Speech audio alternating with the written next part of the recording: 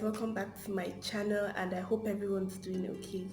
So it's been like, I guess, 3 weeks since I posted my last video, and I have a genuine reason, guys. My nephew came along, and I've been spending most of my time, most of my days taking care of him. But everything is under control. He's still here, but I guess he's probably sleeping. Yeah, I have great news, guys. Okay, so I lost 5 kg since the last time I posted a video. Yeah, I know it's not that much, but it just proves that whatever I'm doing is working. It's slow, okay, but it's working. And I just want to share my weight loss smoothie. Like, that's what I've been living on, like, for about a week or two. And trust me, guys, it really works. I lost 5 kg just drinking it. Head on to the video of how I make my weight loss smoothie, and then we'll come back to today. For this smoothie, we're going to be using a ripe pineapple, a watermelon, which will help enhance the taste and color, and then some bananas.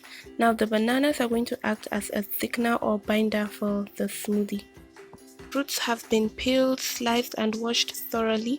Now if you look closely, you'll find out that I have more pineapple here than the bananas and watermelon. You're going to find out why soon. So I didn't think it was necessary to record the whole blending process, but this is what it looks like after it's been blended, and it looks so good and it tastes even better. The smell is amazing. Now this smoothie is highly nutritious and very healthy, okay? So feel free to use as many fruits as you want and whichever type of fruit you want. Just do justice to your taste buds. Please and please, when you're making this smoothie, don't forget the banana. The banana is very essential because it gives it that runny and thick consistency that a smoothie should have. Without it, you're just making juice. Okay guys, so welcome to today's video. I'm just going to go straight to the point, okay? I don't want to like make the video too long or bore you guys. So the main reason I'm making this video is to just give some hacks, some things I taught myself, by the way, while cooking. Like, it's out of my experience and everything I know about cooking.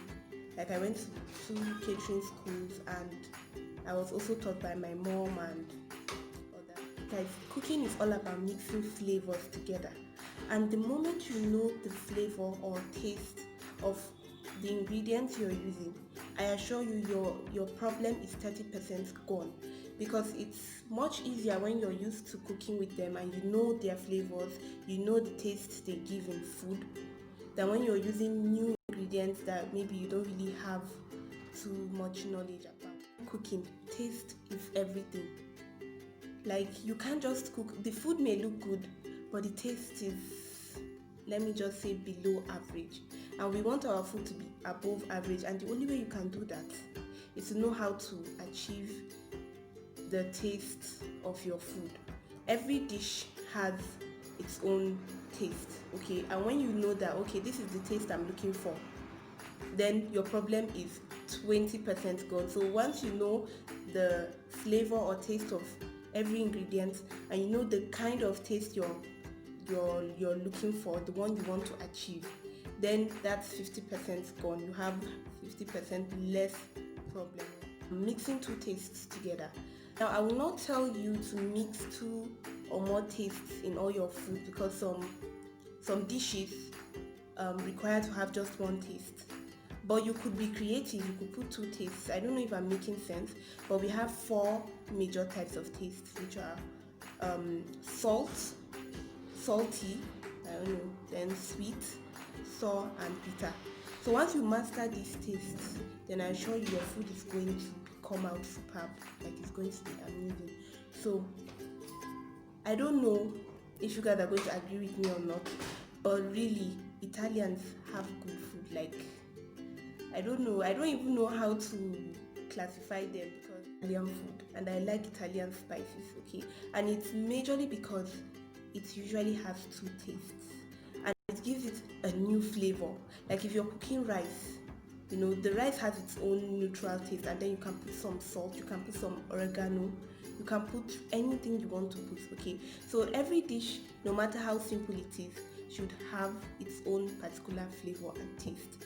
And I'm just advising you should use two tastes per dish, two or more rather, but just to be safe, especially for beginner cooks, you should use two tastes. I'm talking about sweet and sour. Like when you're making your sauces, most sauces have sweet and sour taste, some have salt and sour. It totally depends on your taste, on how to get the most out of cooking. Is know your spices, okay? It becomes very difficult if you don't know what flavor this spice gives. And some spices, some brands rather, add some I don't know, but they give your food, they give it a funny smell or an aftertaste that you may not really enjoy. So when you know that, okay, this brand works for me because I like their thyme, I like their curry, I like their rosemary, just stick to one brand or two or three or any brand of your choice. As long as you're comfortable with the scent and the taste that it gives, then you can go ahead. But please, please, please know your spices, okay? Don't just go about picking any spice you like and just throwing it into your food. No. And then the quantity matters. You should always put a reasonable amount of quantity of spices in your food, okay? If you're a curry person, put it, but just to be reasonable, okay? Just know how to control the amount you're putting in your food, because it's to measure your spices. And if you don't have time, okay, you can just do it freehand, and I assure you your food is going to come out superb. Just have, like, okay, you want more curry, okay, or you want more oregano. Me, I like sour things, and that was why in my smoothie video I put more of pineapple than watermelon, because my pineapple was sour, and I know some pineapples are sweet and sour at the same time, I don't know, but mine was sour that day. And watermelon gives me more of that sweet taste, and I was looking for sweet and sour, so I put more of the sour. Since I like sourness, I like things that are sour, I put more of it, and then I blended it, and I assure you the taste was, for me, because I like sour things, so according to my taste. That brings me to the end of my video, guys. Remember, just do what works for you, do what works for your taste buds. It totally depends on you.